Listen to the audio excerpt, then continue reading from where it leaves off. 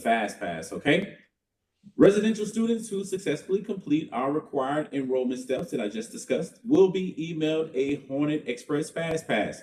Now, the Fast Pass will begin to go out between these 3 days, December 18th, December 19th, and December 20th, right?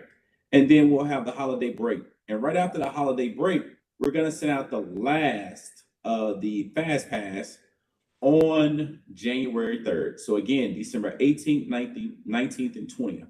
Today is the 5th. You have exactly roughly 12 more days to get those things in order to receive a Fast Pass. All right, 12 days to hit the 18th mark, 13 days to hit the 19th, and 14 days to hit the 20th. And then the last batch, because we return as faculty and staff on campus January 2nd, we're going to immediately see who did anything between the holiday break for that last push for those Fast Pass, okay? So again, the enrollment steps are complete. Freshmen will submit their final official high school transcripts, submit completed help forms, satisfy financial obligations. Returning students must be in good academic standing, right? So of course that is checked, along with once the semester ends, we receive all the grades from the registrar's office. Registrar's office and financial aid will work collectively to see if you have met satisfactory academic progress, means that you're in good academic standing, and satisfying all financial obligations, okay? All right, those steps are very important to receive the Fast Pass. So as Mr. Thompson indicated, please do not show up on the 4th and 5th if you're a continuing student and you're moving days to 6. We would expect that all continuing students who are here have the eligibility to receive a Fast Pass based off the information that we provided. And especially, we already know you're in good academic standing, right? All right, great. All right, next slide. Public safety, we have the Deputy Chief of Police joining us today. Deputy Chief Hayes, good morning. Good morning, everyone. For the purpose of today's forum, I'll cover the following topics. We can go to the next slide. Campus and general safety, incident reporting, applying for parking permits, and applying for DSU identification cards. So during move-in week, when you return to campus following the holiday break, please ensure that you park your vehicles in an authorized spot. You can go to the next slide, please. In an authorized spot, also in an authorized parking lot, after you unload your property at your residential halls. This ensures the smooth flow of traffic and the safety of all individuals that are involved in the process. Please also monitor your emails while you're on break, and even before break, be on the lookout for updates concerning ease of campus access and travel to and from campus, as oftentimes we utilize the Delaware Department of Transportation to provide information on guidance on how to enter campus when you return. Also, when departing from your campus housing, it is of utmost importance that you safeguard all of your possessions. Make sure that you secure all the entrances to your living space. I heard someone already mention that as well, so we're just reiterating that you ensure that you secure your living space, your door, and your if you live in a common environment where you have a suite, make sure that your suite door is also secure. So that is a conversation that you should have with those that you live with. Also, we implore you to take all of your valuable belongings with you when you leave. We hold your safety in the highest regard, both within and beyond the confines of the campus. Therefore, I encourage you to remain watchful of your surroundings while you're shopping this season, attending social gatherings, and enjoying activities unique to the holiday season. Try not to be in such haste that you forget to fasten your seatbelts while traveling, and promptly notify any local police department unique to where you are of any suspicious activities that may come to your attention. Next slide, please. The ID process. The ID process, the process of obtaining your DSU identification card if you will be returning to campus or just starting during the spring semester, is as follows. In order to obtain a student ID, you are required to submit a photograph, a photo of yourself with a white background. You cannot wear a hat or any additional things, no props and things that would keep us from seeing your face completely. along with the photocopy of your government-issued ID card. A government-issued ID card includes a driver's license, your state identification card, or even a passport will be acceptable. So you'll need to upload or submit your photograph and your government-issued ID card. Upon completion, an email will be dispatched to you confirming the readiness of your ID card and provide you with a designated time for its collection. The retrieval location for your ID card is the police department.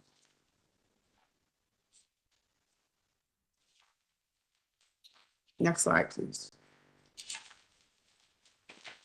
Applying for parking permits. The procedure for applying for a parking permit. If you have attained the status of sophomore or above, you are authorized to apply for a parking permit. If you have not yet established that you are no longer a freshman, then you are not eligible for applying for parking privileges on campus. In order to do so, this can be done by visiting the DESU-thepermitstore.com and completing the necessary steps. Please ensure that you're prepared to upload copies of your driver's license, vehicle registration, and vehicle insurance. Next slide, please. In the event of certain emergencies while on campus, especially leading up to the holiday, we want to make sure that everyone is reminded of how to function and operate safely on our campus. It is imperative that you contact the police department promptly whenever you experience something that requires a trained person to respond to. This includes instances such as witnessing smoke or fire on campus, when an individual's life or property is in immediate danger, or when a crime is being committed. Additionally, if rescue emergency medical assistance is required, do not hesitate to reach out to the police department. In cases where uncertainty arises, it's always better to err on the side of caution and contact the police department and also for confidential reporting. You may utilize our landline. 302-857-7911 is our general contact number for the police department. And for confidential reporting, you have the option to dial 302-857-7918. Next slide, please. In addition to the landline that you would use for confidential reporting, if you happen to be on campus and you're using a campus phone, you can also dial extension 4444 for confidential reporting or for quick and ease of access to the police department. And you can also have the option to report anonymously through our silent witness form. Next slide, please. If you need to access or research any additional options for communicating with the police department, you can access our webpage through the Delaware State University website. And this is what you should see when you access that website. Next slide. Thank you, and we look forward to communicating with you in the future. Thank you, Deputy Chief Hayes. Appreciate you much. All right, up next, we're about to hear from Campus Health Services, and we have Dr. Fisher in with us today. Good morning, Dr. Fisher. Good morning, everyone. I'm Michelle Fisher, the Associate Vice President for Campus Health Services, and I will be speaking with you briefly regarding the health center clearance process, and then also give you some tips on how to stay healthy.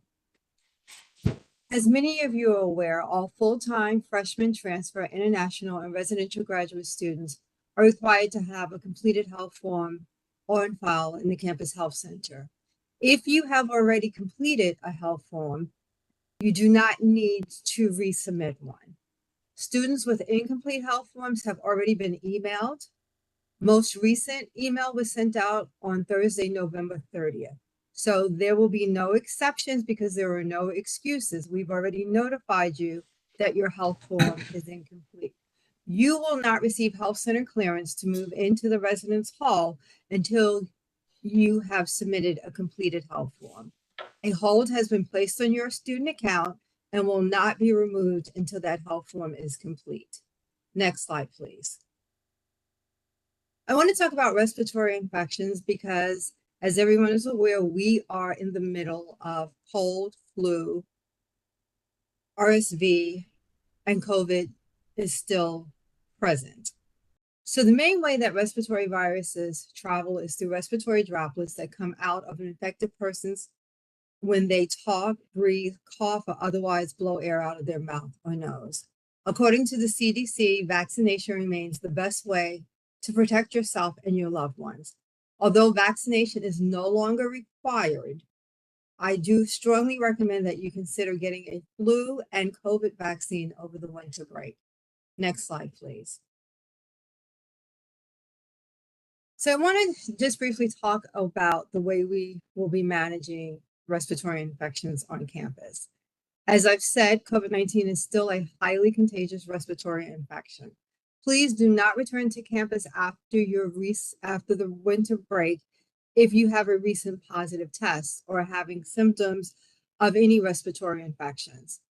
Contact Campus Health at 302-857-6393 or email us at campushealth@desu.edu for further instructions. CDC isolation for a minimum of 5 days, but can be extended to up to 10 days depending on your symptoms. Students in the residence halls are encouraged to isolate at their home residence. No isolation will be available on campus, and if you need additional information on that, the link for our COVID-19 policy is provided in the slide. Next slide, please. In closing, I wish everyone a happy, health, and safe holiday break and look forward to seeing you in the new year. Thank you. All right, thank you, Dr. Fisher. So today's forum, we have covered academics, student accounts, housing, residential life, spring 2024 onboarding, the clearance and fast pass, university police, and student health services. I will now turn it back over to Dr. Irene Hawkins. Thank you so much, Mr. McLemore. And again, I want to thank the panelists for giving us all of the information, the details that our students and our parents need necessary to close out this semester. I see that there's a lot of activity going on in the chat. We do have time to take a few of those questions. And as I said to you when we opened up, what we will do, if we don't get to all of your questions, we will put together a fact and answer, frequently answered FAQ for you to review those areas that are of interest to you. So with that, I'm going to ask Mr. Darryl McMillan if he would start us off with some of the questions, please. Yes, good morning. I want to start off, but I will say, as Dr. Hawkins has mentioned, because there are a lot of questions that have also been answered by panelists as we've gone through. So we will only address a couple of questions, and then the rest will be sent out through the FAQ. One of the first questions that I have here is, when will the state grants be applied? We were told that in August 2023-24, they would be applied in September. So folks are asking about that. Can we get an answer as it relates to the state grants being applied?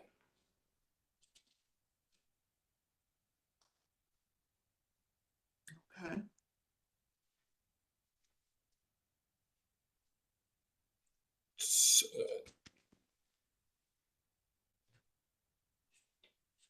Your student.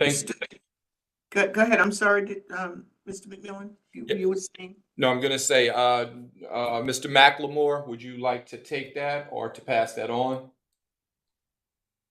Sure. So that question there relies for financial aid. They're not a part of the call today, only student accounts. So we can take that as a part of the questionnaires and pass it along to the AVP and financial aid. Thank you. Thank you. My student is currently a resident in Warren Franklin. They've had numerous fire alarms. The overnight evacuations are so close to finals and have become overwhelming. What is being done to investigate the false alarms? Good morning.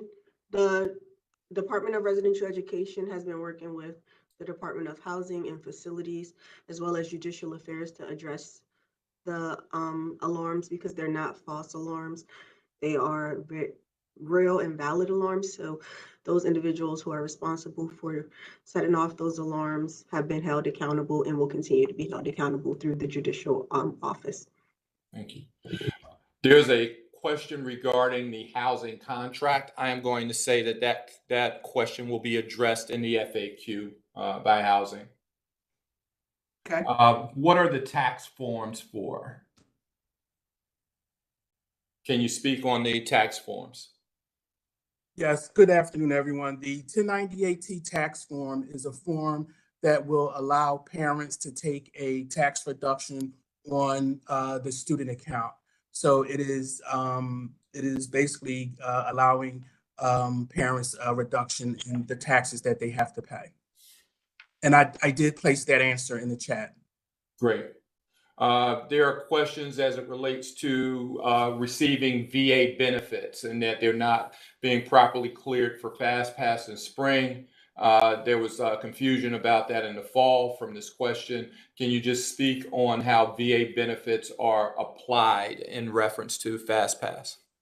Yes, I'll respond to that one as well. So the student that or parent that posed that particular question, I requested that they come to student accounts because I would not know just offhand if there would be a remaining balance after the VA benefits are applied. So I would have to specifically look at the account in question. So my answer in the chat was for any students or parents that have that particular concern, if you could please come to student accounts, I can look at the account in total and give you a 100% answer. As of right now, I'm unable to give a 100% answer because I do not know the student account specifics. Thank you. Dr. Hawkins, we will end there. The remaining will be put together as the FAQ. Thank you. Okay. Well, again, I thank you all for joining us today. We will get back in touch with you, as Mr. McMillan just said, through the FAQ, through our system. As soon as we compile all of the questions and put our answers together. And with that, I want to just wish you all a very happy and safe holiday season. For our students, I wish you much success on your finals and as you move into your final grade for the semester. And we look forward to a healthy and robust new year in 2024, and I'm sure it will be great. Thank you so much.